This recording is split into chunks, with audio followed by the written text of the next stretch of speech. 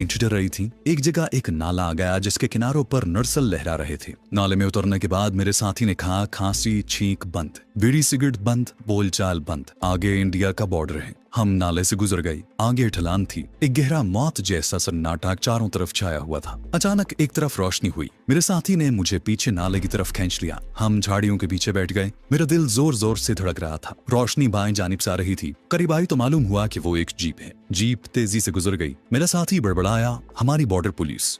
खामोश, बोलना नहीं। चलो। जीप की अकबी सुख बत्ती अब अंधेरे में बुझी बुझी से नजर आ रही थी। उसने मेरा हाथ थाम लिया। वो झुक गया, मैं भी झुक गया। वो बोला, भागो। हम दोनों जितनी तेजी से दौड़ सकते थे झुके झुके दौड़ते गए। दूर से राइफल का फायर सुनाई दिया। हमने एक खाली मैदान उबूर किया तो मेरा साथी मुझे खींचता हुआ एक दरख्त के नीचे ले गया और हम वहां जमीन पर बैठ गए। उसने सरगोशी में कहा, हम इस वक्त इंडिया की जमीन पर हैं। वो अंधेरे में चारों तरफ देखता रहा। फिर मेरी कलाई पकड़कर उठा और तेज तेज कदमों से एक तरफ चलने लगा। हम एक नहर के किनारे पहुंच गए। नहर पार करके मुझे पहली बार दूर अंधेरे में दो चार बत्तियां झिलमिलाती नजर आईं। मेरा साथी रुक गया। बोला, वो सामने गुरुसर सतलानी गांव की रोशनियां हैं। उस गांव के बाहर तुम्हें तुम्हारा साथी मिलेगा। अब मेरी ड्यूटी खत्म, आगे तुम्हारा काम शुरू होता है। ये कहकर वो इतनी तेजी से अंधेरे में गायब हो गया कि मैं देखता ही रह गया। मुझे पहली बार खतरनाक तन्हाई और शदीद सर्दी का एहसास हुआ। मैंने कंबल को अपने जिस्म और मुंह सर के गिर्द अच्छी तरह से लपेटा और खुदा का नाम लेकर गांव की तरफ चलने लगा। भरा हुआ रिवॉल्वर मेरी डब में था। फिर उनकी थैली मेरी कमर के गिर्द बंधी हुई थी। यकजक मुझे बातों की आवाज सुनाई दी। दो आदमी पंजाबी में बात कर रहे थे।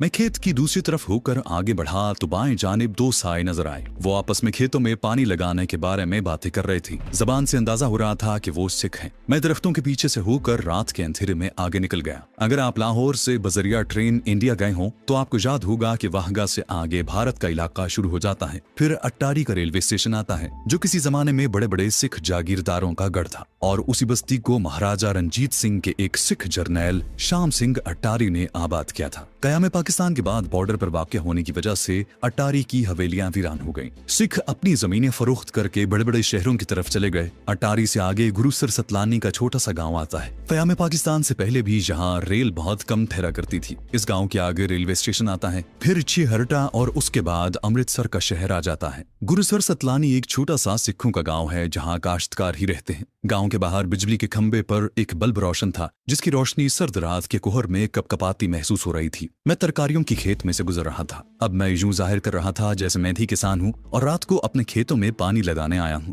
गांव के कच्चे मकान अंधेरे और सर्दी में डूबे हुए थे। गांव के कोने के करीब ईंटों का एक वीरान भट्टा था। मैं वहां पहुंचा तो अचानक एक कंबल पोश साया निकल कर मेरे सामने आ गया। लाला जी, नंदीपुर को यही रास्ता जाता है। मैं समझ गया कि यही करोंदिया नाम का स्मगलर है जो मेरी